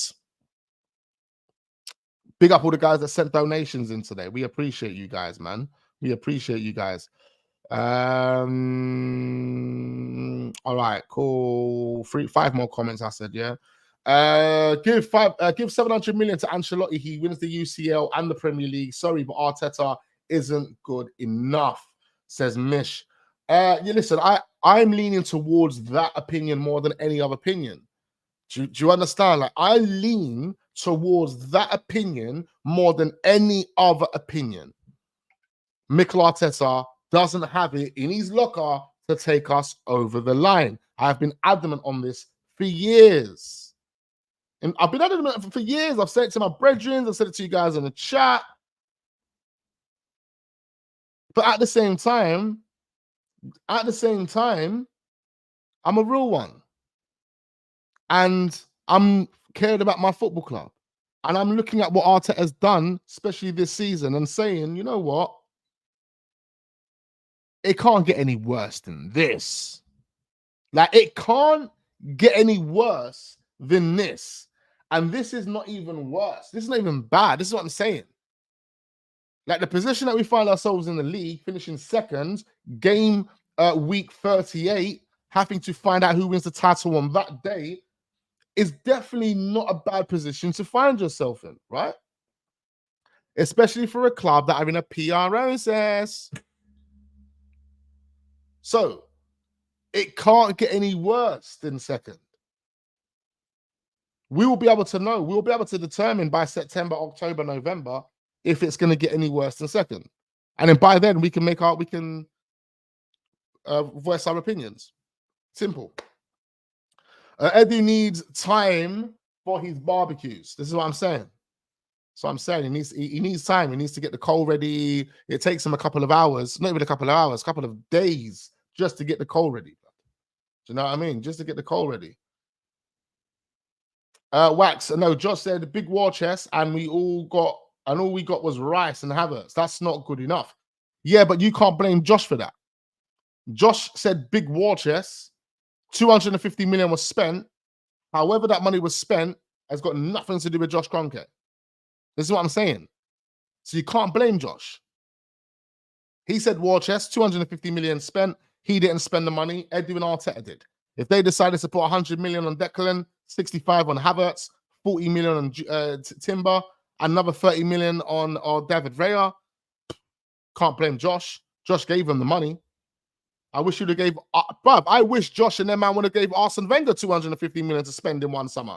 Can you imagine? Can you imagine Arsene Wenger getting the opportunity to spend 250 million in one summer? One summer. I'm telling you now, if Arsene Wenger got the opportunity to spend 250 million in one summer, he probably would have walked out with Mbappe and Benzema. And he probably would have walked out with a bad boy centre back at the time. Like, he would have done a mad thing. Big up Alex. He says, little patience because Arteta is our future. He's our future Carlo because you can't get Carlo right now. Man is trying to remember he is competing with the best coach in the world.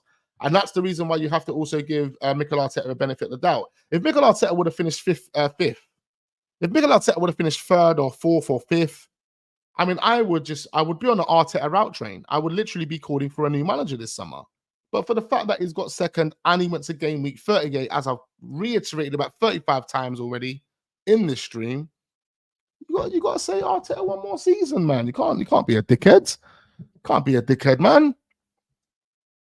But this is the summer where you expect. This is the summer you expect ruthless decisions to be made. You expect the owners to be serious, the boards to be serious, and you expect trophies to be delivered. That's it now. Like this back-to-back season, this back-to-back second season has definitely kind of enlightened the owners. And not only is it enlightened the owners, but it's also put more pressure on Mikel Arteta, and it's made Mikel Arteta look in the mirror. And I think Mikel Arteta has now said to himself, you know what, guys? You know what? I've got no fucking choice but to deliver this season. I've got no choice to deliver this season. So let's hope that his game management and his man management is better and it's improved, because we've got 4 competitions next season again. We need his game management and his man management to be on point so we can see us through those games. Because one of my question marks over Mikel Arteta is, does he have the qualities to mentally prepare the players for all of these games?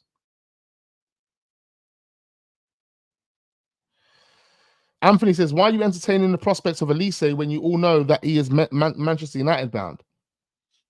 Okay, firstly, that's an assumption. And when I say an assumption, entertain the prospects of Michael Olise. How do you know that we wasn't talking about a Michael Olise to Manchester United? I know we're Arsenal fans, but we could have been talking Michael Olise to Manchester United. You don't know. No, I'm joking. Listen, he is being linked with a move to Arsenal. We entertain it because we do content and we just have to talk about whatever's being published about our football club. So that's what we do, my friends. Welcome to the channel, though. Thank you so much for joining and subscribing and liking and all of that type of stuff. One more comment for the gang, and then we're gone again. I did promise 5, and I think I've done 4 already. So we'll do one more.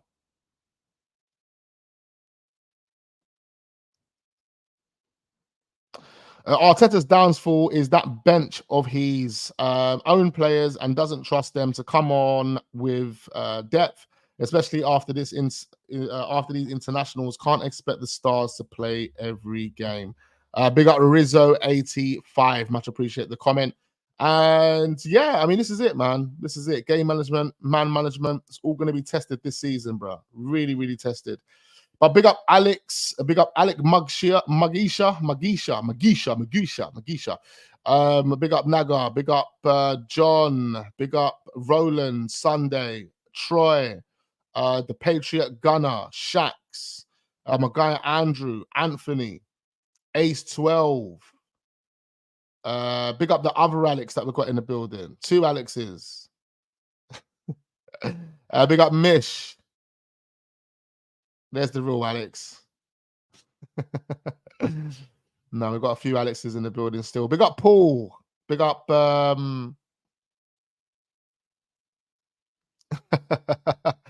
you man? Big up Troy. Anyway, guys, hit that like button on our way out. We will be back again. I usually take weekends off, don't I? And really stream on the weekends, but we've got football tonight. So I might even stream. Is it tonight, this afternoon? Man United and Man City. Man United going to get slapped up. But yeah, I probably will be back tomorrow. Another live stream in the morning. Why not? We'll do a Sunday live vibes on a Sunday. Why not, man? Russell, big you up, my guy, as well. Big up every single one of you real ones. Big up Rich Weed Gaming. Yes, we're about to go and get high right now, ladies and gentlemen. It is Saturday. The sun is out. I want to jump on the Bella, call up the man dem, see Wagwan, and we're gonna vibe. We're gonna vibe. Make sure you hit the like button, and I look forward to seeing you guys on the next one.